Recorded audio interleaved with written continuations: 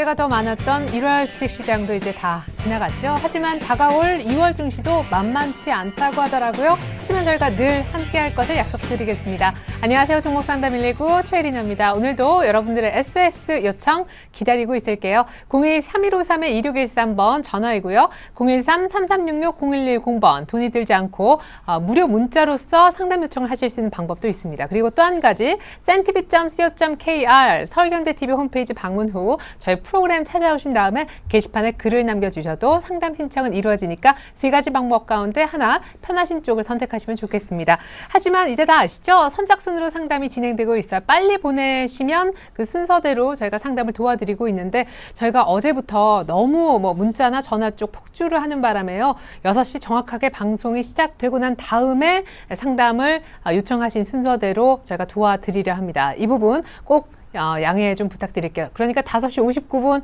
5시 50분, 40분에 보내신 분들 왜 안 해주지? 라고 막연히 기다리시지 마시고요. 다시 한번 문자를 혹은 전화를 글을 주시면 좋겠습니다.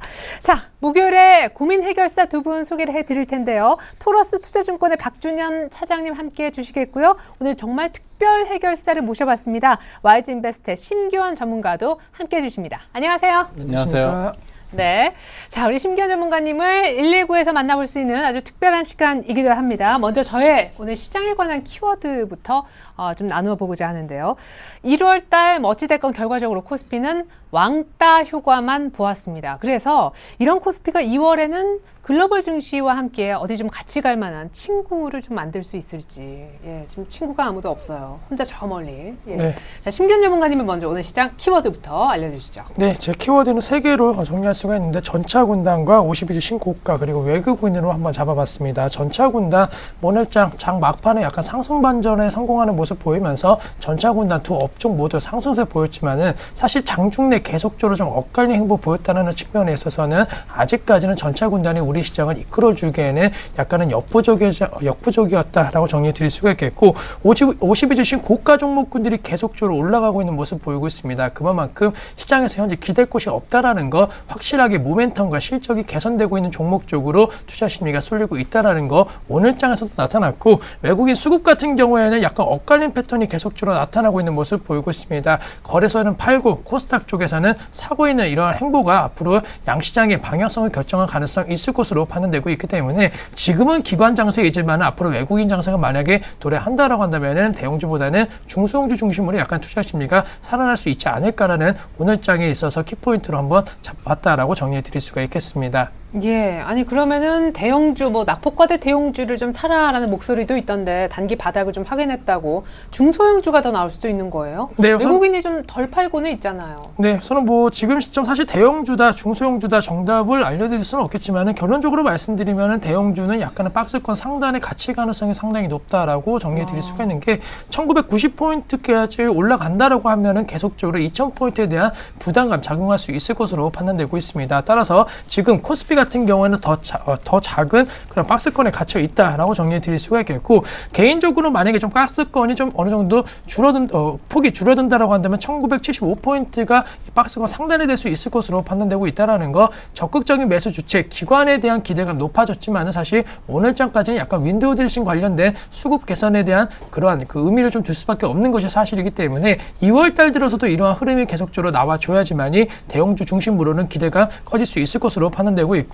코스닥 같은 경우에는 외국인이 사줘서 올라가는 것은 아닙니다. 전체적으로 그동안 좀 많이 투자 심리가 좀 1월 달 들어서 코스피 대비해서 호조세를 보였기 때문에 그러한 분위기가 전반적으로 이어질 가능성 그리고 2013년도 그 어느 때보다도 중소형 기업들에 대한 기대감이 높아졌다는 측면에 있어서는 2월 달 들어서는 코스닥 시장의 어느 정도 활성화가 더욱더 이루어지지 않을까라고 전망을 해드리도록 하겠습니다. 네, 알겠습니다. 우리 심기현 전문가님의 아주 딱 부러지는 그런 키워드 설명이었고요.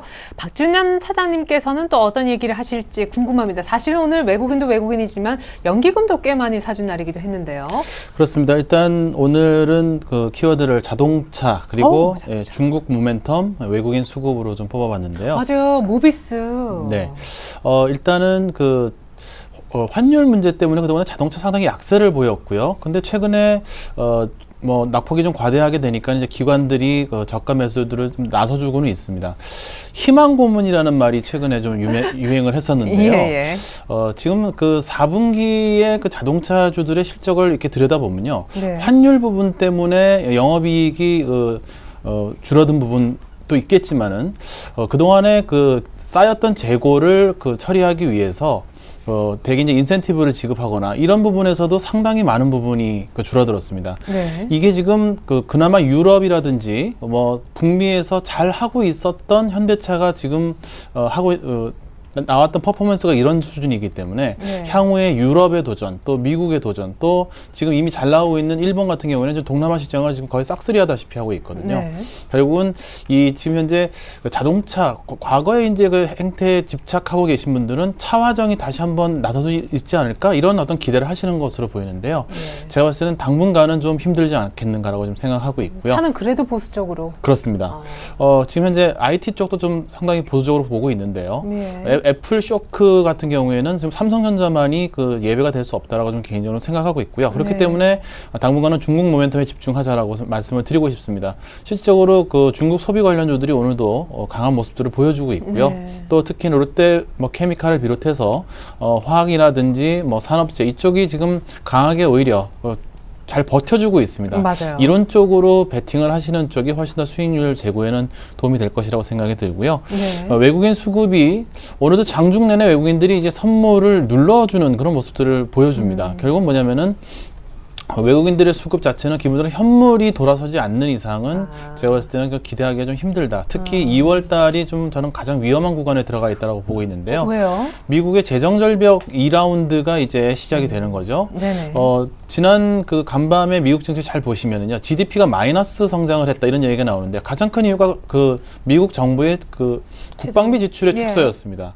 이게 지금 공화당에서 주장하고 있는 부분은 이제 사회복지 부분을 축소하려고 하는 부분인데요. 이 부분이 축소가 된다면은 시장 충격은 훨씬 더 크지 않겠는가.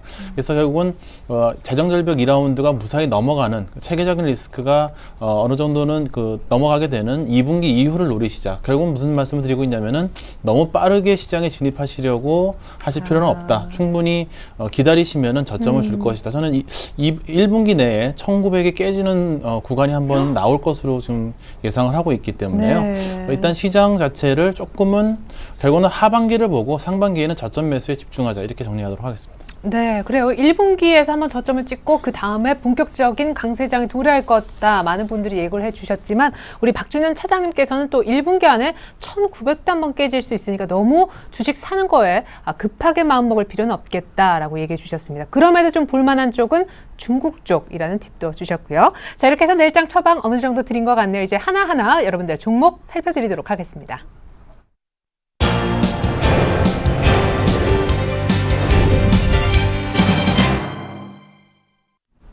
네, 긴급진단 119 전화 무료 문자 그리고 홈페이지 글을 통해 여러분들의 SOS 받고 있습니다. 02-3153-2613이 전화번호이고요. 013-3366-0110번이 돈이 들지 않고 문자로 상담 요청하실 수 있는 번호가 되겠습니다. 그리고 centibi.co.kr 들어오신 다음에 저희 프로그램 증권이란 폴더 아래쪽에 있거든요. 찾아오셔서 게시판이 또 따로 마련되어 있습니다. 종목 상담 게시판이라고 그쪽에 글을 남겨주시면 혹시 오늘 방송 내에 상담을 못 받는다 하실지라도 내일 곧바로 상담을 꼭 해드리고 있습니다.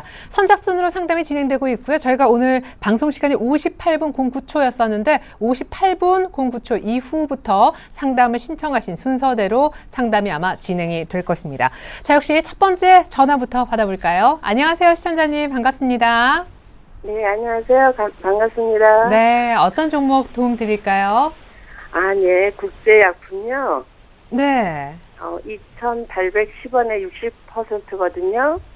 예, 이게 총리분이 이제 그 후보 사퇴하면서 많이 좀 지금 급락한 걸로 알고 있는데 맞나요? 그거는 모르고요. 12월 20일 날 매수했거든요. 지금 최근에 되게 좋았다가 빠진 게 그것 때문인데. 네, 그래서 24일 날 3,000원에 네. 10%를 매도를 했어요. 그래서 지금 남은 물량이 60%이신 거예요? 네. 그래서 그러시구나. 그 다음날 상한가로 올라가길래 그 다음날 이틀 후에 매도하려고 그랬더니 계속 빠지더라고요. 그래서 네. 이거 고민 중이에요. 예. 자, 일단 2,800원 정도의 지금 평균 매수 단가 그리고 60% 정도 갖고 계신데 일단 3,000원에서 수익 보고 20%는 던지셨고, 그죠? 네. 지금 들고 계시다 보니까 어떻게 하한가도 한 번 더 맞고 2,450원인데 여기서 또 사실 더 빠질지 안 빠질지도 좀 두려우시겠어요. 네, 앞으로 전망이 궁금하고요. 그래서 네. 방송을 보다가 제가 이렇게 연락을 드렸습니다.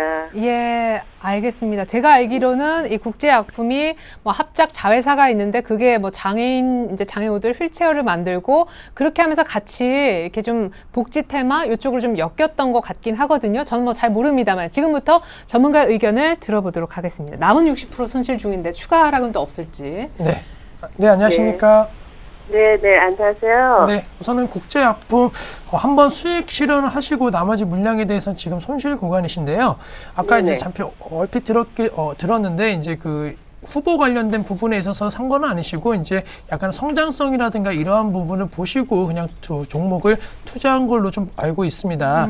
따라서 그러한 부분을 말씀을 드리면은 지금 앵커님께서 언급을 해줬지만은 뭐 장애인 관련된 복지 관련주로 엮였다라는 거 역시나 시장에 있어서는 추가 상승 여력은 어느 정도 나올 가능성이 있지 않을까라고 말씀을 드리는 게 김영주 후보 자진 사퇴에 따른 우려감으로 역시나 급락세 테마에 대한 재료가 노출되고 그리고 악재로 변환되면서 주가가 급락세 보였지만은 꼭 이 후보뿐만이 아니고 앞으로 어떤 총리라든가 그리고 신정부 출범에 있어서 장애인 복지 관련된 부분에 있어서의 모멘텀은 충분히 발휘할 수 있을 것으로 판단되고 있고 사실 이 종목을 지금 당장 매도하시기에는 워낙 큰 폭의 하락세가 이루어졌기 때문에 약간은 좀 아쉽다라는 거 그리고 오늘자 약간은 의미 있게 1.4%대 그래도 반등세 보이면서 급락세가 멈춘 그런 모습 보였는데 급락세 멈춘 부분 같은 경우에는 작년도 계속적으로 저점으로 형성되었던 가격이 2,400원이기 때문에 이 이하로는 좀 빠지진 않을 것으로 판단되고 있습니다. 물론 지난해 영업이익이 적자로 전환됐다라는 그러한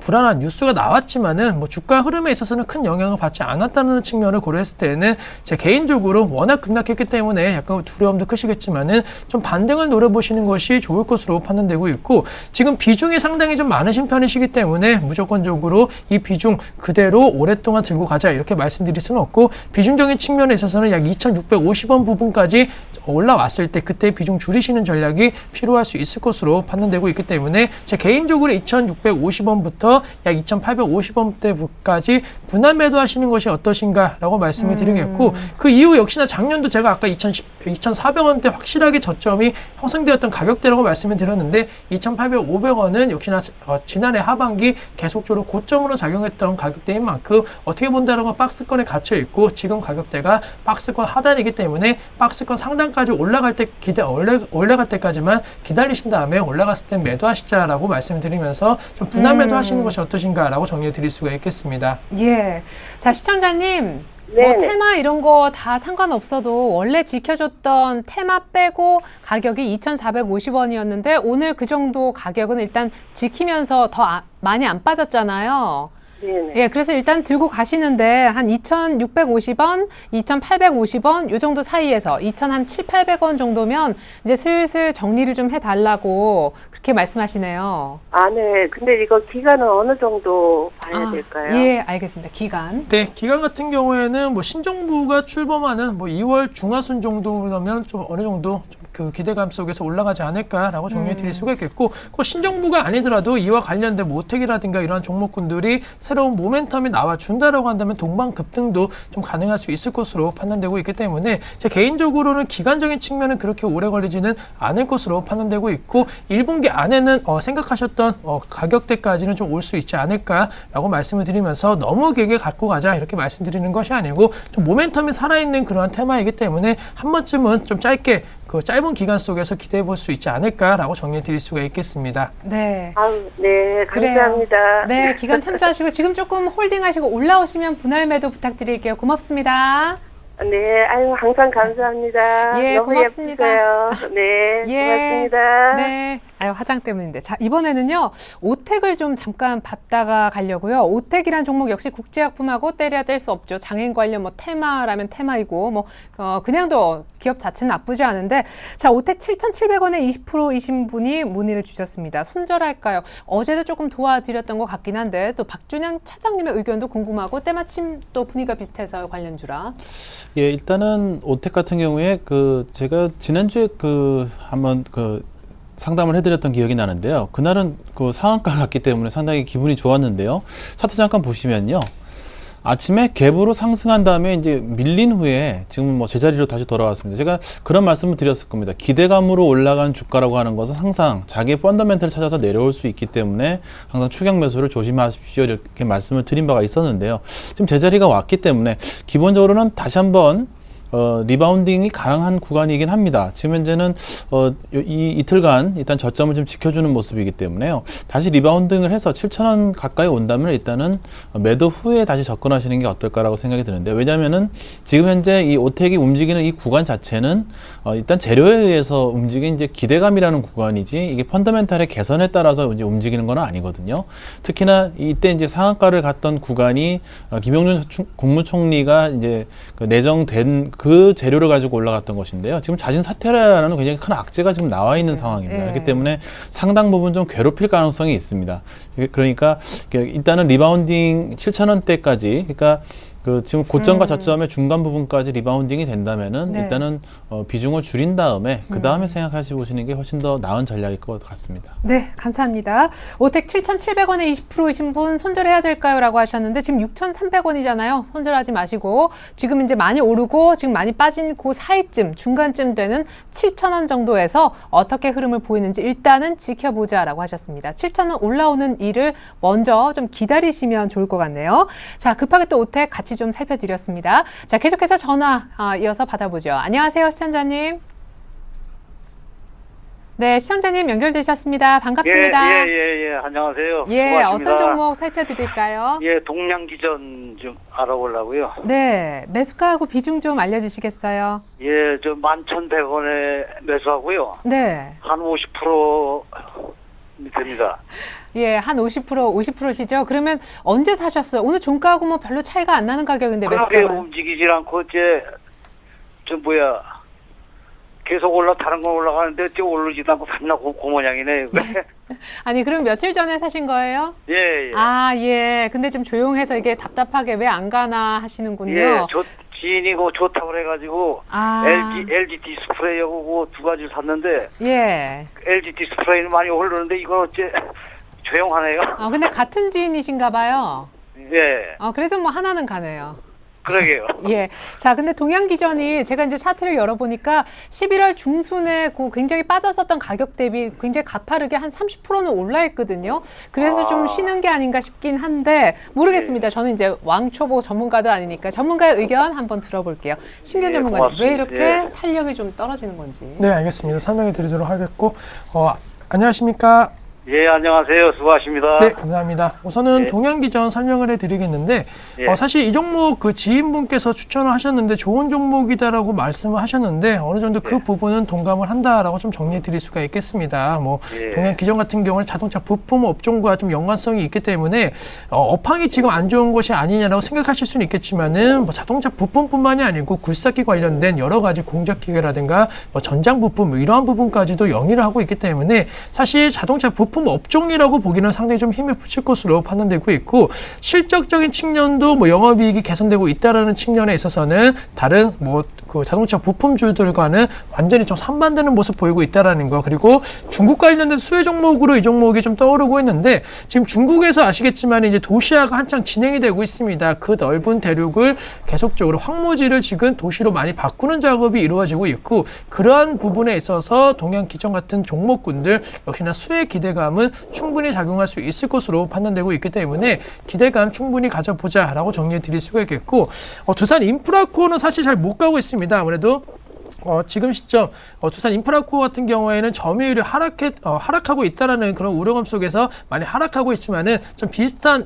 종목이라고 할 수 있는 진성 TC 같은 경우에는 계속적으로 우상향에 대한 모습 보이고 있기 때문에 동양기전 같은 경우는 최근에 왜 잘 못 가고 있냐? 역시나 8,000원대에서 현재 시점 많이 올라왔기 때문에 조금 쉬어가고 있다. 하지만 쉬어감에 있어서 하락 쪽으로 방향을 바꾼 것은 아니고 지금 시점 충분히 12,000원대까지의 단기 상승 가능성은 있을 것으로 판단되고 있고 실적이 계속적으로 호실적으로 보여주고 중국에서 도시화에 대한 기대감이 커진다라고 한다면은 제 개인적으로는 12,000원대가 목표가 아니고 한 12,500원대까지는 충분히 상승할 수 있을 것으로 판단되고 있기 때문에 그동안에 약간 대세 하락에 대한 모습을 사실 보여온 것이 맞습니다. 2011년도부터 계속적으로 하락 추세 보여왔지만은 8,000원대 의미 있는 반등세가 강하게 나왔다는 측면에 있어서는 12,500원대까지는 충분히 오를 수 있을 것으로 판단되고 있기 때문에 LG 디스플레이보다 오히려 동양기전 쪽에 어느 정도 투자의 성과가 좀 좋지 않을까라고 말씀을 드리면서 마음 편하게 먹으시고 보유 및 홀딩 관점 전략은 유효하다라고 좀 정리를 해드리도록 하겠습니다. 네. 아유, 예, 고맙습니다. 그래요. 좀 마음 편하게 보유하세요. 그 지인분이 또 LG 디스플레이 추천해서 이제 수익 내게 하신 거 보면은 어떤 분이신지 모르겠는데 능력은 좀 있으신 것 같네요. 예, 그런가 봐요. 예, 그러니까 동양기전 뭐 나쁘지 않다고 하니까 조금 기다려 보시죠. 예, 고맙습니다. 예, 인내심의 한계에 왔다라고 하실 때 다시 한번 문의 주십시오. 고맙습니다. 예, 고맙습니다. 네. 자, 계속해서 전화 더 받아보겠습니다. 오늘도 역시 문자 쪽, 전화 쪽 상담이 이어지고 있는 모습인데요. 안녕하세요, 시청자님. 네, 안녕하세요. 네, 반갑습니다. 어떤 종목 도와드릴까요? 대우증권요. 네, 매수 가격 좀 알려주십시오. 11,950원요. 오늘 종가에 설마 사셨나요? 주중에 샀습니다. 아, 그러시군요. 비중은 어떻게 되세요? 비중은 20%입니다. 아, 네. 증권주 혹시 선택하신 이유가 따로 있으셨을까요? 눌림목 보고 샀는데, 네. 예, 단타를 생각했습니다. 아, 예, 알겠습니다. 가능한지요? 네네. 눌림목이라 판단하시고 사셨는데 단기에 어떻게 좀 빠른 수익이 가능할지 가격대도 좀 잡아주십시오. 일단은 단타로 좀 괜찮은 종목인가요? 대우증권? 예, 일단은 뭐 최근에 증권주들 같은 경우에는 좀 다른 업종군에 비해서는 거의 못 올라갔다고 보셔도 되겠죠. 뭐 또 몇몇 전문가들 같은 경우에 이제 방송을 보면은 뭐 워낙 오래 쉬었기 때문에 갈 수 있을 것이다 이렇게 얘기하시는 분들도 사실 있는 것으로 알고 있습니다만 기본적으로 이제 지수하고 연동이 된다는 것이 이제 보통 이제 기본적인 것이고요. 제가 봤을 때는 일단은 뭐 현재 기술적으로만 본다면은 뭐 한 13,000원까지는 뭐 반등이 가능할 것으로 보입니다. 그렇지만은 이것은 이제 지수가 반등을 해준다라는 어떤 그 사전 그 전제 조건이 있어야지 가능하지 않을까라고 생각하고 있고요. 물론 저는 연말로 갈수록 지수는 상승 탄력을 받을 가능성이 상당히 높다라고 보고 있기 때문에 기본적으로는 긍정적으로는 보고 있습니다. 지수에 대해서도 연말에는 좀 연말로 갈수록 좋아질 것이라고 생각이 되기 때문에 그렇지만 이제 이 단타를 통해서 이걸 수익을 내겠다라고 딱 마음을 먹으시는 순간은 상당히 쉽지가 않습니다. 왜냐하면요, 그래요? 이게 대세 상승장이었던 앞자리에서는 이것이 사서 좀 밀리더라도 다시 사면은 다시 반등해주는 그런 모습을 보입니다만은 지금처럼 이렇게 횡보하는 구간에서는요, 사실은 이걸 매매해서 수익을 내기가 쉬운 부분은 아닙니다, 분명히. 그렇기 때문에 조금 증권주를 만약에 접근하신다면은 대우증권 같은 경우 잘 보시면은 지금 박스권이 10,000원에서 15,000원 사이를 지금 움직이고 있죠. 네. 위아래 해봐야 지금 20% 그 위아래로 좀 움직이고 있는 부분이기 때문에 이 안에서 큰 수익을 내기가 상당히 쉽지 않다는 걸 알 수가 있습니다. 그렇기 때문에 기본적으로 만약에 그 앞으로 트레이딩 하신다면은 10,000원에 근접하면은 매수, 그리고 15,000원에 근접하면은 매도하는 식의 박스권 상하단 트레이딩이 더 좋은 전략이라고 생각이 들고요. 우선은 지금 뭐 현재는 이제 지수대가 어떻게 움직이느냐가 좀 굉장히 큰 관건인데요. 예. 만약에 조금 높은 수익을 원하신다고 한다면은 2분기나 3분기까지는 좀 기다리시는 인내가 좀 필요하지 않을까. 만약에 내가 그렇게까지 기다리기 좀 힘들다라고 하신다면은 뭐 당장에 5%에서 10% 정도 반등을 해준다면은 일단은 매도 후에 다시 저가를 노려보시는 그런 전략이 필요하지 않을까. 지금 현재는 상당히 증권주를 트레이딩해서 먹기 좀 힘든 그런 구간입니다. 그럴 것 같아요. 예. 저는 뭐 그냥 단순 진행자지만 증권주로 뭐 단기 매매 이렇게 할 때 아무런 전문가도 지금 이제 뭐 어제 오늘 증권주 언급하시는 분들은 없었거든요. 그것도 단기로. 네, 시청자님. 예, 조금 한번 생각해 보십시오. 아직 뭐 손실은 아니시니까요. 네. 예, 고맙습니다. 예, 안녕히 계세요. 예, 다른 또 증권주 갖고 계신 분들도 내가 단기 매매 한번 하려고 증권주 샀는데 하시는 분들도 참고됐으면 좋겠습니다. 전화는 마지막이 될 것 같아요. 안녕하세요, 시청자님. 여보세요? 네, 연결되셨습니다. 네, 안녕하십니까? 안녕하세요. 예. 예, 어떤 종목 궁금하십니까? 네, 시청자님 여보세요? 어떤 종목? 네, 연결되셨습니다. 지금 제 목소리 들리시죠? 삼성전기요. 아, 삼성전기요? 네, 123,000원에 30%. 와, 아주 예전에 사시고 그냥 계속 들고 계셨네요. 그죠? 네네, 오래됐어요. 예. 근데 좋다고 해가지고, 네. 그냥, 12만원이나 11만원 좀 팔으려고 해도 올라가더라네요. 맞아요. 11만 원이 뭐 됐다 하면 빠지죠? 네네네. 예, 지금 뭐 9만 원도. 요번에는 아주 싹 빠져버려요. 아, 맞아요. 그래도 뭐 6만 원, 5만 9천 원 이때도 그냥 계속 지켜보고 계셨네요. 네네. 아유, 그래도 뭐 대단합니다. 자, 삼성전기 같은 종목을 이렇게 길게 들고 있었는데도 수익권까지 올라오기가 힘드니 이제 인내심도 바닥이 났고 어떤 부분 정확히 알고 싶으세요, 오늘? 그것이 전수 괜찮다고는 다 하는데, 네. 그게 지금 어느 선까지 갈라나, 나 1년간 또 갖고 있어 보려고 그러니까. 아, 그러세요? 예. 알겠습니다. 이왕이 뭐, 그렇게 된 걸 많이 손해를 보고서 팔을 수는 없고. 그렇죠. 예, 기업도 괜찮다는데 알겠습니다. 1년 정도 더 갖고 계실 뭐 시간적 여유는 있는데 얼마나 갈 수 있는지. 12만 3천 원. 예, 이제 그 소위 제가 아까 애플 쇼크에 대해서 말씀을 드렸는데요. 네네. 실적으로 애플에도 삼성전자를 비롯해서 LG 디스플레이를 비롯해서 뭐 삼성전기 모두 다 사실 납품을 하고 있습니다. 그렇지만 이제 스마트폰이라고 하는 그동안의 패러다임을 바꿨던 그 기기가 성장의 둔화가 온다는 것을 분명히 좀 신호를 주고 있다는 것이 조금 문제인 것 같고요. 네. 삼성전기가 4분기 실적도 지금 썩 좋지 않게 나온 것으로 지금 발표가 되고 있고요. 이런 부분들은 아무래도 그동안의 주가가 스마트폰에 대한 어떤 기대감 때문에 올라간 부분을 좀 되돌리고 있습니다. 보시면은요, 삼성전기도 말씀하신 대로 좋다고는 얘기했습니다만은 최저점에 잡아서 최고점에 팔 수가 없다라고 산다면은 큰 밴드를 움직이지 않았습니다. 작년 내내. 네. 이 이야기는 뭐냐면은 기대감은 있었습니다만 실질적으로 펀더멘털의 개선이 그렇게 눈에 띄진 않았다라는 이야기가 되는 것이고요. 결국은 스마트폰 시장이 이제 성숙함에 따라서 거기에 대한 좀 우려도 좀 나오고 있는 부분입니다. 앞으로 1년 후에 뭐 어떻게 될지는 사실 그 누구도 예상할 수는 없을 것으로 보이고요. 이 삼성전기를 만약에 다행히 이게 반등을 해준다면요. 일단 11만 원이라는 박스권의 상단이 오면은 일단은 보유 물량을 조금 줄여놓고 다시 저점에서 한번 노려보시는 그런 어떤 그 전략이 좀 필요하지 않겠는가. 이게 무작정 들고 있는다고 해서 그러니까요. 주가가 올라가는 것은 아니고요. 또 비싸게 사셔가지고. 그렇습니다. 예. 일단은 기본적으로 개인적으로는 자동차하고 IT가 향후에 그 시장을 주도하는 업종으로 부각되기는 조금 시간이 걸리지 않을 거라고 생각하고 있기 때문에 네네. 조금 인내심도 좀 필요한 구간이고 그렇기 때문에 기본적으로 만약에 나는 손절 없이 그냥 끌고 가겠다고 하신다면은 일단은 11만 원대까지 만약에 주가가 반등을 좀 기다려서 그때 좀 보유 물량을 축소하는 전략을 드리도록 하겠습니다. 네. 11만 원 선까지는 갈 것 같은가요? 그 부분은 일단은 그 박스권의 상단이고요. 거기까지 올라오기 위해서는 1분기 내에서는 힘들 것으로 그렇죠. 보이고요. 네. 2분기나 3분기. 그래서 지수의 상승과 함께 주가가 올라온다면은 좀 가능하지 않을까. 여전히 지금 글로벌 유동성이 한국이라는 시장을 선택하기에는 지금 한국의 어떤 뭐 원화의 강세 이런 여러 가지 환경들이 썩 좋지는 않아 보입니다. 사실 삼성전자 지금 1분기 실적도 약간 지금 물음표 달려있는 상황인 것도 알고 계실 거예요. 이제 갤럭시 S4 이것도 2분기 실적으로부터 들어가기 때문에 의외로 삼성전기는 최소한 1, 2분기까지 한 반년 정도는 보셔야 될 것 같습니다. 하지만 가격적으로는 11만 원 오면 일단 비중을 줄여 놓으시고 밑에 빠지면 그때 사시면 평균가가 확 내려가니까 비중도 적어져 있으실 거고요. 네. 예, 그렇게 한번 하시죠. 일단은 매수가까지 막연히 기다리는 거는 너무 조금 11만 원 선만 오면은 비중 줄이려고 축소. 그래요. 예.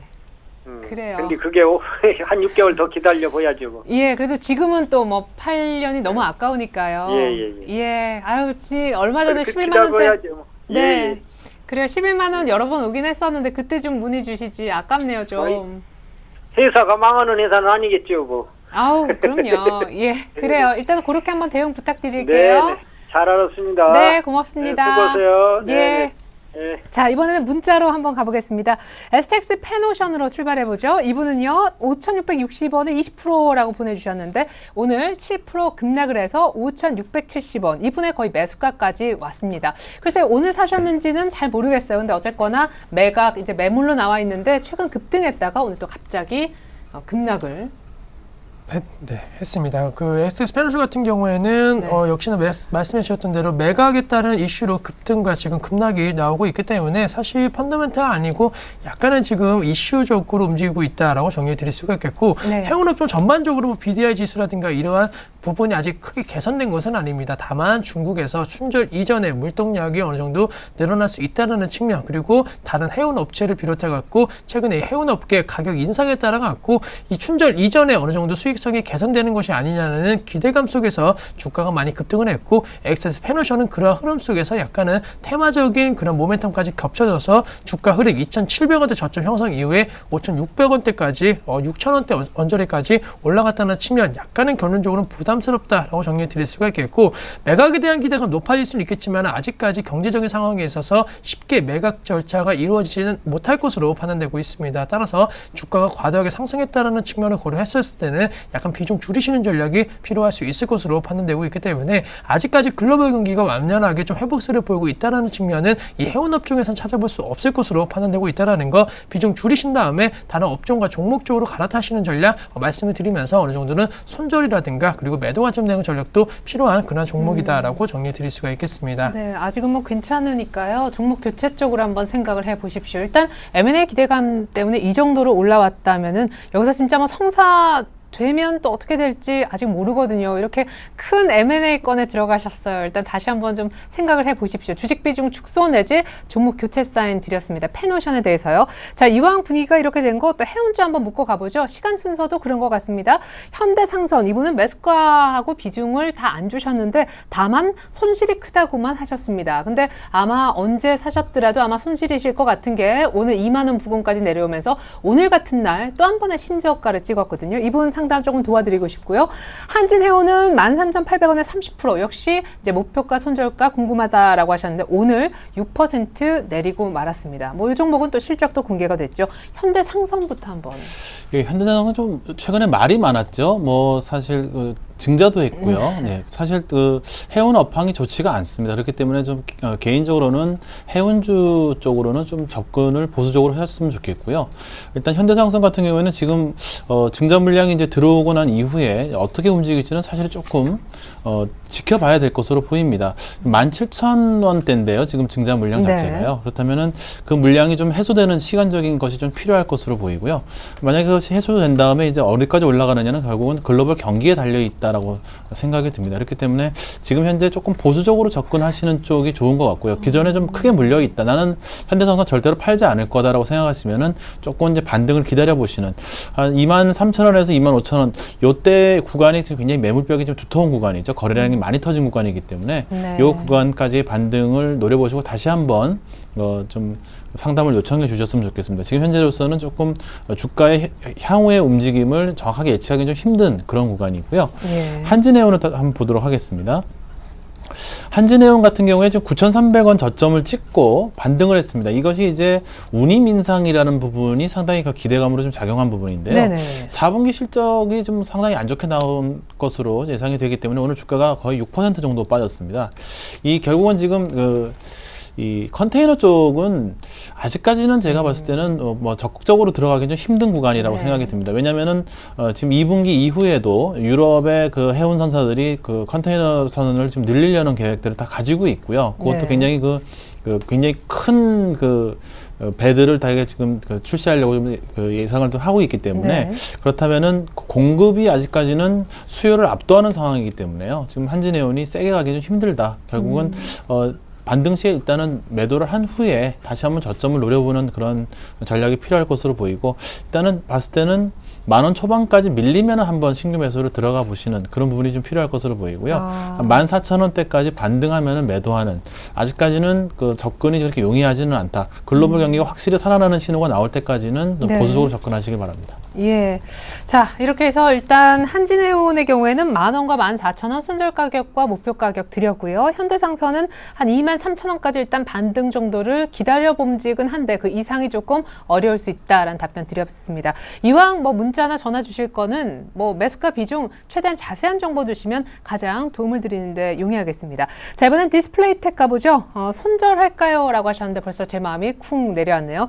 7,200원에 20%. 와, 이 작년 겨울에 7,540원의 신고가고 지금 좀 밀려서 5,780원. 그래도 나름대로 이제 박스권은 안 깨고 있는데요. 디스플레이텍 손절가 잡아주시죠. 손절해야 됩니까, 우선? 네, 결론적으로는 손절보다 좀 기다려보자라고 정리해 드릴 수가 있겠습니다. 물론 약간 추세가 좀 깨졌다는 측면은 우려감 나올 수 있고 전반적으로 60일선을 밑으로 하회했다는 거 역시나 불안감 가중될 수는 있겠지만은 이 종목이 가장 문제점이었다라고 한다면 환율 역시나 수출 비중이 상당히 높은 기업인 만큼 환율이 계속적으로 하락함에 따라 갖고 그에 따른 실적 악화 우려감이 커진 것이 사실입니다. 따라서 주가 그러한 부분은 반영을 하면서 11월 달 고점 7,500원대 찍고 현재 내려가고 있는 모습 보이고 있다는 거 반대로 생각해 본다라고 한다면 환율의 지금 시점 하락이 좀 어느 정도 멈춰둔다라고 한다면 이 종목 역시나 상승세로 어느 정도 전환될 가능성이 있을 것으로 판단되고 있기 때문에 환율 시장은 뭐 예측할 수는 없겠지만은 전반적으로 지금 분위기가 봤을 때에는 하락보다는 약간 정체 혹은 상승 쪽의 무게가 실리고 있는 것이 사실이기 때문에 이 종목 역시나 어느 정도 반등에 대한 여지는 있다라는 측면을 고려하자라고 정리해 드릴 수가 있겠고 5,780원대 오늘장 종가 형성이 되었습니다. 재차적으로 오늘장 그래도 계속적인 급락 흐름 속에서 약간은 양보 형태로 좀 전환이 되는 그런 모습 보였다는 거 단기적으로 6,200원대까지는 올라갈 가능성이 있을 것으로 판단되고 있기 때문에 6,200원 왔을 때 손절하자 이렇게 말씀드리는 게 아니고 6,200원 왔을 때 그때 환율 상황에 대한 어느 정도 예측을 다시 한번 좀 해보시는 전략이 필요할 수 있을 것으로 판단되고 있기 때문에 지금보다 한 8에서 10% 정도의 추가 상승 여력은 있을 것으로 판단되고 있기 때문에 섣부른 손절을 약간은 하지 말자라고 정리해 드릴 수가 있겠습니다. 네, 디스플레이텍 손절 자제 일단 8에서 7% 뭐 10% 이렇게 조금은 반등의 여지가 있으니까요. 6,200원까지는 일단은 좀 기다려 보자고요. 그 다음에 어떻게 하냐 문의를 다시 주시기 바라겠습니다. 위노바 가볼까요? 1,300원에 12%라고 문자 주셨는데요. 목표 가격과 손절 가격 궁금해하셨습니다. 오늘 종가는 1,200원, 약간의 손실인데 전체적으로는 약간 바닥권에 있는 주식이네요. 예, 일단은 뭐 문재인 관련주로 주가가 많이 뛰어 올라갔다가 이제 뭐 거의 이제 수급이 이제 무너지면서 주가가 많이 빠졌는데요. 일단은 뭐 비중 자체가 낮으시기 때문에 뭐 반등한다면은 일단은 매도하고 나오셨으면 좋겠습니다. 기본적으로 일단 뭐 이익이 나는 업체도 아니고요. 이렇게 기대감으로 올라갔을 경우에는 그 기대감이 무너지는 구간에서는 주가가 이제 큰 폭으로 하락하는 경우를 많이 볼 수가 있습니다. 지금 현재 이게 뭐 어떤 테마주라는 그런 어떤 걸 제외한다면은 그렇게 뭐 사업 구조나 이런 것들이 그렇게 매력적으로 보이지는 않습니다. 그렇기 때문에 일단은 반등시 매도 관점을 드리도록 하겠고요. 이제 문제는 뭐냐면은 하나의 이제 그 투자라고 하는 것이 이제 습관이라고 한다면요. 이런 종목군을 자꾸 이렇게 눈에 들어온다라는 것은 조금은 잘못된 습관이 들어있다라고 보실 수 있겠습니다. 그렇기 때문에 비중이 낮더라도 이런 그 종목군들 왜 그러냐면요. 이런 종목군들은 이런 그 관련주들 가운데 하나는 분명히 그 지뢰가 이제 들어가 있는 경우가 많고요. 잘못 밟으면 이제 그것이 상장 폐지나 이렇게 회사 자체가 없어지는 경우도 상당히 많이 있습니다. 특히나 지금 3월이 가까우면은 이렇게 한계 기업들 같은 경우에 이제 뭐 매매 정지되고 그냥 상장 폐지되는 경우가 굉장히 많기 때문에 가능하시면은 시장에 지금 가격 메리트 있는 종목군들이 굉장히 많기 때문에 이런 종목군들의 반등을 노려서 내가 들어가겠다 이렇게 생각하시는 거는 조금 올바른 투자 방식은 아니다. 그렇기 때문에 좀 접근을 조금은 보수적으로 하시는 게 좋겠습니다. 예. 그래요. 위노바 말고도 좋은 주식 많이 있을 겁니다. 한번 저희 프로나 다른 프로그램 좀 참조하시면서 꼭 그 종목이 아니더라도 전체적으로 흐름은 좀 읽으셨으면 좋겠습니다. 위험하지 않은 쪽으로요. 자, 이번에는 영흥철강 가볼까요? 제가 이 시간을 통해서도 여러 차례 살펴드렸던 기억은 나는데 1,710원에 30%십니다. 중기로 이제 전망이 궁금하다라시면서 멀리 부산에서 문자 주셨습니다. 1,760원 그래도 뭐 이익은 보고 계시네요. 네, 오늘장 40원 올랐기 때문에 이제 이익 구간으로 접어드셨는데 결론은 이익을 실현하자라고 좀 정리해 드릴 수가 있겠습니다. 물론 뭐에 지금 2%대 시장 대비해서 강세 흐름을 보이고 있는 종목을 왜 매도하냐라고 말씀을 드리면은 영훈철강 같은 경우는 역시나 철강 업종과의 연관성이 상당히 높습니다. 특히나 포스코를 비롯한 이 철강 업체들이 계속적으로 납품을 하고 있다는 측면을 고려했을 때 포스코에 대한 그러한 전망이 곧 영흥철강에 대한 전망과 비슷할 수 있다라고 정리해 드릴 수가 있는데, 사실 지금 중국 관련된 기대감, 뭐 화학이라든가 이러한 부분에 있어서는 어느 정도 작용을 하고 있지만은 철강 금속 업종만큼만은 뭐 소비재 관련된 부분이라든가 그 화학 관련된 그런 부분보다는 제품 수요가 크게 늘지 않을 것이라는 약간 우려감 나오고 있고, 뭐 철강성을 비롯한 이 가격 인상에 대한 기대감도 그렇게 크진 않은 것이 사실입니다. 따라서 영흥철강 역시나 약간의 실적 우려감이 커질 수 있다는 측면을 고려하시자라고 정리해 드릴 수가 있겠고, 만약에 중기로 접근하신다라고 한다면 꼭 영흥철강이 아니더라도 현재 대형주 중심으로 그리고 우량주 중심으로 낙폭과대 갖고 있는 종목군들이 많기 때문에 그들 업종 종목 쪽으로 관심을 가지시는 전략이 필요하지 않을까라고 정리해 드리면서 수익 신호하셔서 다른 업종 다른 종목 쪽으로 갈아타자라고 정리해 드릴 수가 있겠습니다. 네, 중기로 보기보다 일단 이 정도에서 팔았으면 좋겠다라고 의견을 먼저 주셨습니다. 영흥철강 중기로 봐야 되나라는 그 생각부터 조금 다시 한번 수정도 필요하지 않았나 이런 느낌을 받았습니다. 이번엔 휴비스와 CJ 같이 문의 주신 분 같이 다 살펴드릴게요. 자, 휴비스는 11,500원에 20%라고 하셨고 같이 보유하고 있는 종목이 CJ인데 CJ는 124,000원에 10%. 이제 비중은 휴비스가 더 많지만 CJ가 약간 더 비싼 종목이 되겠죠. CJ는 언제 사셨는지 모르겠지만 만약에 어제 이렇게 눌림목에 들어가셨다면 어쨌거나 결과적으로 소폭 수익인데 휴비스는 약간은 손실이 있으십니다. 글쎄요, 어떻게 두 종목 다? 예, 일단은 휴비스 같은 경우에는 이제 폴리에스테르 단섬유 쪽에서는 웅진케미칼하고 이제 과점을 하는 업체죠. 그렇다면은 휴비스가 9월달에 굉장히 그 오버슈팅을 했던 구간, 그러니까 13,500원까지 올라갔던 구간은 어쩌면 이제 웅진그룹과 연관성을 조금 둘 수 있지 않을까라고 생각을 하고 있습니다. 그때 진짜 좋았는데. 네. 예. 결국은 지금 현재 퍼 7배 수준, PBR 1배 수준이면은 충분히 좀 보유해 볼 만하다라고 생각이 들고요. 예. 다만 이제 이 종목 같은 경우에 이제 상장된 지 얼마 안 됐습니다. 이제 불과 한 이제 1년 정도. 가능하시면은 그 신규 상장 종목들 같은 경우에는 이제 조금 다소간은 접근하기가 좀 쉽지는 않습니다. 그렇기 때문에 대개 이제 2년 이상 지나서 시장에 충분한 검증을 거친 종목들을 조금 매매하셨으면 좋겠고요. 네. 기본적으로는 일단 뭐 10,000원을 일단 손절가로 보시고요. 기본적으로 12,000원대를 뚫어내는지를 좀 지켜보시는 게 필요할 것 같습니다. 지금까지는 뭐 흐름이 좀 나쁘지는 않은 것으로 보이고요. 만약에 12,000원대를 뚫어낸다면은 충분히 13,000원대까지는 반등을 해줄 것으로 보이기 때문에 기본적으로 10,000원을 손절, 13,000원을 목표가 를 드리고 대응을 해보도록 하겠습니다. 네. CJ 같은 경우에는 최근에 사실 그 가장 원화 강세의 수혜주라고 볼 수 있겠죠. 지금 네. 자회사들도 상당히 잘 나가고 있고요. 지금 주봉을 보고 계신데요. 뭐 가파르게 상승하고 있습니다. 지금 10주선이 지금 한 12만 원대 지금 올라오고 있는 부분인데요. 결국은 이 추세는 CJ 같은 경우는 그 10주선이 유지되는 한도 내에서는 끌고 가는 전략. 결국은 손절가 12만 원으로 보시고 이 12만 원이 깨지지 않는 한도 내에서는 꾸준히 끌고 가는 전략을 드리도록 하겠고요. 네. 앞으로도 원화 강세가 만약에 대세가 된다고 한다면은 CJ 같은 경우에는 자회사들의 실적이 상당히 좀 좋게 나오는 구간이기 네. 때문에 충분히 보유해 볼 만하다고 보고 있습니다. 네. 자, CJ는 뭐 이제 익절까지는 아니지만 나름대로 손절 가격을 12만 원이라고 잡아주셨습니다. 휴비스는 일단 PBR 1배이기 때문에 들고는 가볼만 한 종목이라고 조금 긍정적인 답변 들려드렸고요.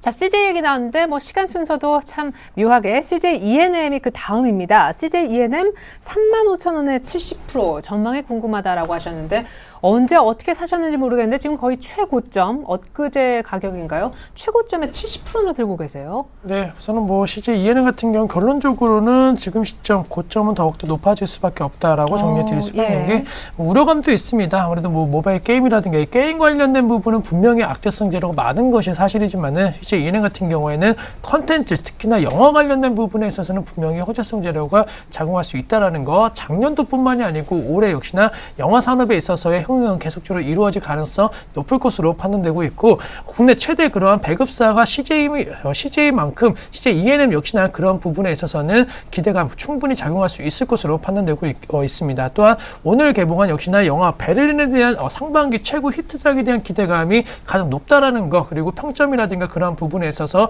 기대치를 상회하는 모습 보이고 있기 때문에 흥행 가도는 계속적으로 이루어지면서 CJ E&M의 주가도 이 베를린 효과를 따라갔고 추가 상승 여력이 있을 것으로 판단되고 있습니다. 그럼 따라서 얼마나? 네, 34,000원대 어느 종가 형성되었는데 개인적으로는 한 38,000원대 이상에 대한 목표 주가도 가능할 수 있을 것으로 판단되고 있고 이러한 한국 영화 흥행이 계속적으로 이루어진다라고 한다면은 하반기까지는 4만 원대 이상의 그런 목표 주가도 형성 가능하다라는 거 그리고 케이블 시장에 있어서 지금 전반적으로 시청률이 많이 오르고 있다라는 측면에 있어서는 케이블 시장의 선도 업체인 CJ E&M의 역시나 광고 단가도 좀 올라갈 가능성 높을 것으로 판단되고 있기 때문에 단기적으로 보지 마시고 좀 중장기적으로 4만 원대 이상에 대한 목표 주가 들고 가시는 전략이 좀 필요하지 않을까라고 정리해 드릴 수가 있겠습니다. 네, CJ에는 물량은 좀 많으셔서 단기 고점에 사신 것 같아서 제가 좀 불안했었는데 괜찮대요. 38,000원 하반기에는 앞에 4자도 볼 수 있다고 하십니다. 자, 이번에는요. GS건설과 현대건설 묶어서 가볼까요? GS건설은 약 7만 원,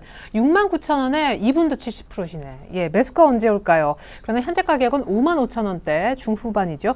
현대건설도 76,600원. 뭐 이제 사실 매수 단가는 두 분 다 비슷하신데 현대건설은 20%. 근데 오늘 급락해서요. 걱정을 좀 하시는 것 같습니다. 사실 오늘 5% 넘게 빠졌거든요. 요 전에는 수익 구간이셨었는데 조금 아쉽게 됐습니다. GS건설 먼저 가보죠. 네, 일단은 뭐 반등을 좀 기다리셔야 될 것으로 보이고요. 그 반등의 시점은 제가 봤을 때는 1분기는 일단 넘어가야 될 것으로 보이고요.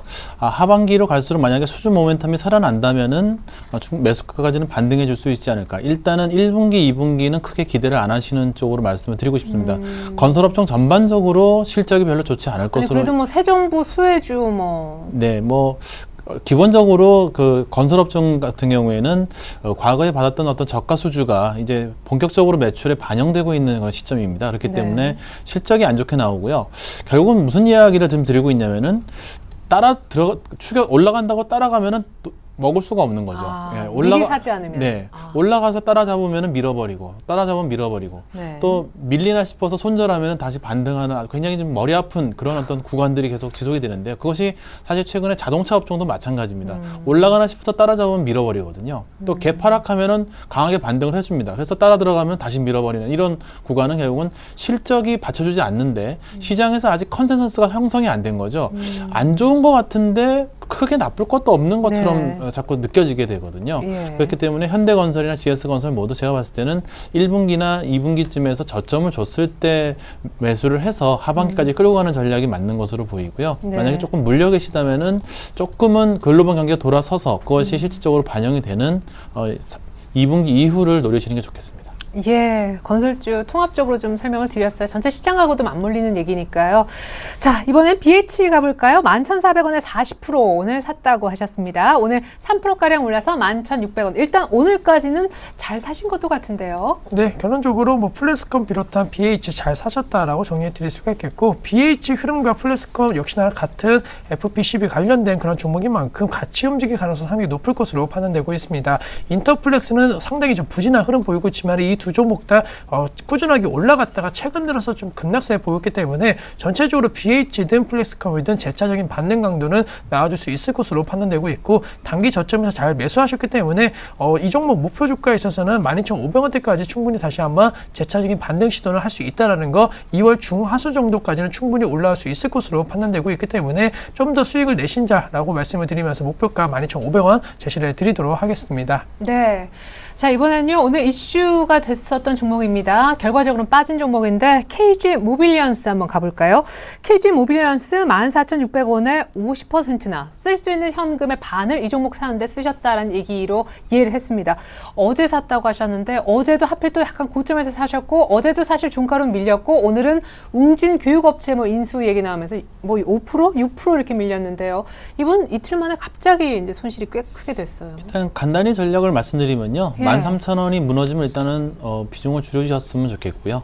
일단은 그 웅진패스원 인수는 일단 뭐 악재죠. 그렇기 때문에 기본적으로 뭐 그 전자결제업체들이 그동안에 또 밸류에이션도 상당히 높기 때문에 지금 안 그래도 불안하던 구간에서 이런 악재가 나온다고 한다면은 그동안 견뎌왔던 구간 30주선이 올라오는 13,000원이 일단 지지가 돼야 됩니다. 오늘은 찍고 돌렸는데요. 네. 만약에 이것을 붕괴하고 종가 기준으로 붕괴한다면 일단은 비중 축소 의견을 드리도록 하겠습니다. 네. 자, KG 모빌리언스에 대한 해답은 굉장히 간단했습니다. 13,000원 꼭 기억해 주십시오. 이거 붕괴되면 이 종목 더 빠진다고 하니까 꼭 손절가로 지켜주시면 좋겠습니다. 자, 이상 시간이 거의 다 됐네요. 오늘 또 특별히 함께 해주셨던 심규현 전문가님, 그리고 언제나 조목조목 냉철한 판단해 주시는 우리 박준현 차장님과도 인사 나누겠습니다. 감사합니다. 네, 이상으로 종목상담 119 오늘 여기까지 하고 그냥 인사를 드려야 될 것 같습니다. 아쉽게도 오늘도 저희가 순서대로 나름대로 원칙을 지키면서 상담을 도와드렸는데 어떻게 좀 흡족하셨나 모르겠습니다. 나 꼭 받아야 되는데 라시는 분들은 cntv.co.kr 홈페이지 들어오신 뒤 프로그램 게시판 적극적으로 활용하시면 내일은 반드시 상담을 받아보실 수가 있습니다. 이상 저도 물러갈게요. 내일 6시 기억해 주십시오. 고맙습니다.